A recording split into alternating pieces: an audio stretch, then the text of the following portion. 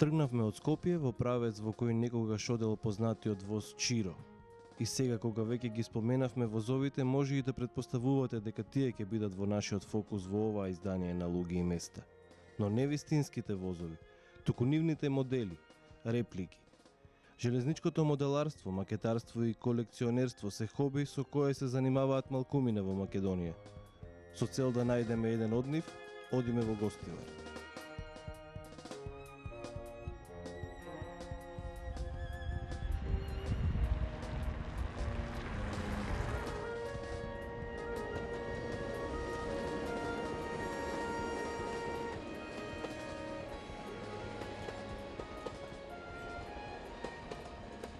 Со Валентино Божиновски, програмер по професија, но пасиониран влюбеник во возовите, се договоривме да се најдеме на железничката станица во Гостивар. Овде Тино знае да намине често и да им се воодушевува на возовите, локомотивите на железничкото секојдневие. А посебно задоволство за него е пред се самото патување со воз. Самото патување со воз има посебна магија. Значи, вака се замислите, кога одите на патување со воз, застанува прво возот на станица, после тоа, како што се ближи времето за патување, прво идат патниците, значи тие што дошле на време се качуваат на возот, се поздравуваат, кои се дојдени со испраќачи. После тоа, како се уште се ближи времето за тргнување, доаѓаат закаснети патници кои што веќе брзаат да се качат на возот. И веќе кога иде времето за тргнување, веќе се смирува све. Во далечината го гледаме сигналот како станува од црвено во зелено. Доаѓа отправникот на возови да му даде сигнал на возот дека може да тргне. Последните торби со пошта и последните пакети со весници се ставаат во поштанските вагони и возот добива сигнал и тргнува. Кога излегува од станица возот, тука е звукот кој се одбива од соседните згради до пругата. Целата таа магија, значи, допринесува еден човек да се занимава со возови. А неговите доживувања и импресии од вистинските возови започнуваат уште од неговата најрана возраст, кога за време на летниот распуст одел на гости кај баба му и дедо му во Скопје. Дедо му бил железничар и живееле во непосредна близина на депото за возови. Дедо ми беше железничар, така да моите контакти со вистинската железница се уште од најрано детство. Бидејќи во Скопје моите, значи, дедо и баба живеа блиску до депото Лисиче, така да доаѓав уште од најрана возраст со возовите и што поминуваат тука и што се гарираа во депо. И нормално слушав постојано, значи, муабети дали се стасал возот на време или не стасал на време од дедо ми, така да, значи, уште од најрано детство сум сврзан со вистинските возови. Логичен чекор, значи, во одредена возраст од животот да се заинтересирам и за модели на железници, кои што се инаку важат и во светот и секаде, како омилена детска играчка. Од списанијата на татко му, уште како дете, тој најпрвен се запознал со макетите и начинот како се прават, а дури потоа го добил на подарок првиот воз. Прво дознав за модели на железници како макета, веќе како сериозно хоби, а после тоа ги добив првите локомотива и вагони. Значи, како резултат на тоа што го прочитав во списанието, веќе како 9 годишно дете во тоа време. Тоа се овие. Значи, тие ми се првите модели што сум ги добил. Не се најстари, имам и други кои што се постари од нив. Без обзир на тоа, значи, од секогаш мојот развој како моделар почна како моделар. Значи, не преку игра, него се занимавам со моделите на железници, исклучиво како со модели. Не ме интересира нивната финансиска вредност, дури напротив, повеќе ме интересираат, како би кажал, подостапни модели. Значи, подостапни во смисла, ајде се уште да бидат модели, значи, да не бидат затоа што има конкретно во овој размер кој што ги имам во најголем број, во 1:87 или H0 попознат, во тој размер многу фирми произведуваат модели кои што некој од нив тешко може да се наречат со тоа име. Сепак, постојат фирми кои што произведуваат модели во тој размер, кои што не коштаат рака и нога, меѓутоа се уште модели. И се уште се, значи, дозволуваат да се занимава човек сериозно со ова хоби. Изработката на макети на железници со рачно изработени детали е само дел од оваа пасија. Токму тоа е посебно задоволство, вели Тино. Тоа е многу слоевито хоби. Значи, може да се занимавате со се што се подразбира како железничко моделарство, односно изработка на модели на локомотиви и вагони, изработка на долниот строј, односно колосеци и скретници, изработка на сигнали. Натаму има посебен дел кој што служи за изработка на електрични, електромеханички и електронски склопови за контрола на движењето на возовите. Натаму има подгрупа за изработка на згради кои што се покрај пругата, значи железнички згради.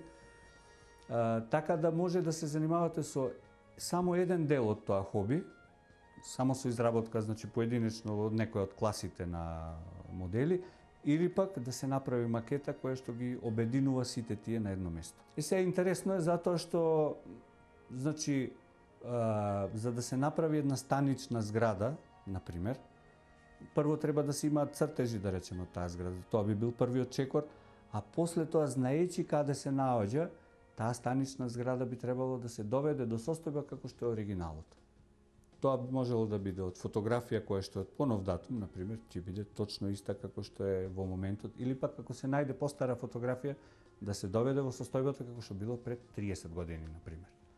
Значи, тоа, барањето на тие податоци е хоби за себе и, значи, никогаш не му е досадно на човек. Замислен предел кој ќе наликува на предел од Источна Германија ќе биде макета на железница по која ќе возат неговите возови.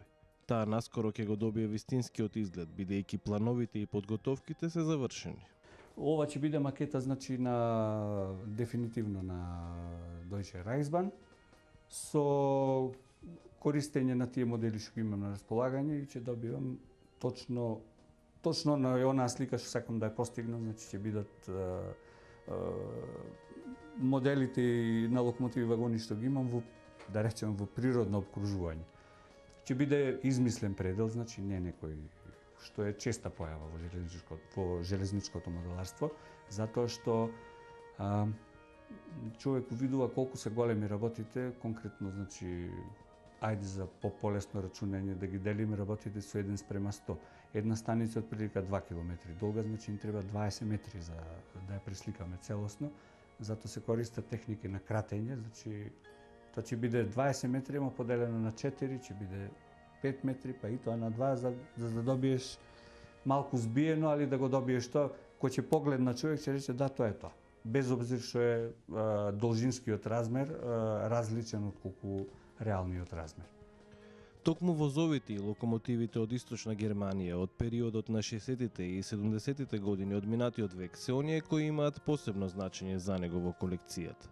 Видите се, како моделова не е совршено, меѓутоа убаво е нешто што си го барал, да речеме, долги години као дете и да ти налете и на крај да го најдеш, си има значење оваа локомотива за мене во таков смисол. Значи, не како техничко совршенство, што дефинитивно не е, меѓутоа е одраз на едно време. И најдраги ми се моделите фактички кои што се модели на возови кои што оделе во 60-тите и во 70-тите години. Особено тие во 70-тите години. Кога по мое мислење скромно, мислам дека се достигна најголемиот врв во патувањето со железници, макар да денеска имаме супер брзи возови кои што ќе те донесат од Брисел до Париз за 2-3 сати, меѓутоа се изгуби магијата на патување со воз. Се направи тунел под Алпите во Швајцарија 57 км долг. Ама каде е магијата да го поминеш Готхард? Готхард ипак нешто значи во патувањето со воз. Значи, тоа се овие возови кои што се со дизајн од 50-тите и од 60-тите години, кои што јас лично го наоѓам за многу убав. Многу мина нема да се сложат со мене нормално, меѓутоа за вкусовите не вреди да се збори, нели? Секој со свој вкус. Натаму би издвоила, значи, локомотиви како оваа, да речеме. Значи, ова е локомотива на Deutsche Reichsbahn, тоа се бившите источно-германски железници. Прототипот на овој модел е од руско производство, така наречена Тайга Тромел, односно барабан од тајгата. Зашто? Затоа што во 66-та година, кога за прв пат се донесени, биле испорачани без ауспух. така што звучеле силно и оддалеку се слушале како индијански там и железничарите им дале такво име. А иначе локомотива во толку голем број за товарни возови служи. Во толку голем број, значи грото од товарниот сообраќај во тоа време е превезуван точно со вакви локомотиви.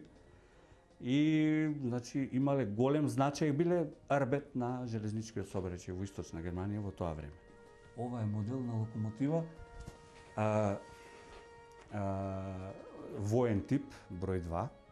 Значи направена е за потребите на Втората светска војна, значи германските фабрики добиле забрана да произведуваат било какви други локомотиви освен овие и уште познатата воена локомотива серија 52.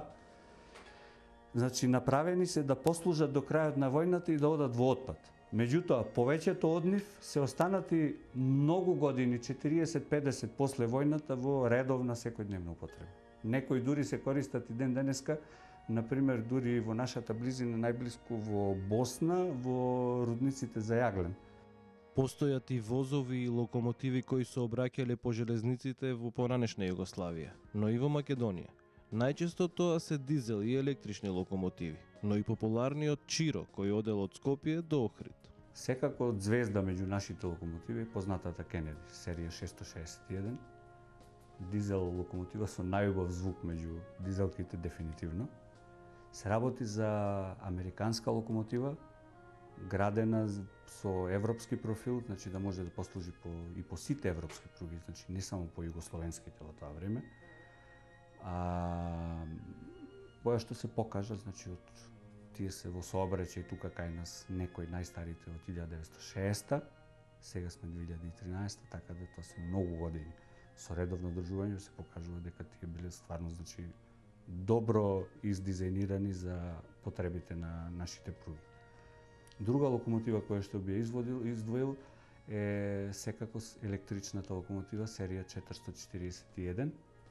441 е локомотива која што, значи, најмногу ми се допаѓа кај нас, што, како би се изразил, не е накитена. Значи, вака која ќе ја видиш, тоа е сосем обична локомотива, без... Не можеш да ја процениш нити силата, нити сестраноста според надворешниот изглед. Многу обична, премногу обична локомотива. Али е вистинска катица за све. Порано помеѓу Гостивар и Кичево, например, за да се стигне, малиот воз се качувал преку планината Буковик, значи со серпентини, со големи успони до 30 промили, пардон. Тоа е огромно нешто. Значи, не е за тој мал воз, значи премногу. И траело предолго со ограничена, значи пропускна моќ пруга. Затоа кога е градена пругата од нормален колосек помеѓу Гостивар и Кичево со идеја да се продолжи до Охрид нормално, направен тунелот по сите, значи, стандарди за главна пруга. Значи тоа не би било возможно такви успони, мали успони, значи и благи кривини, ако не се направи тој тунел. Затоа е изграден тунелот Буковик. Долг е 7062 метри. Така што друг подолг наоколу нема.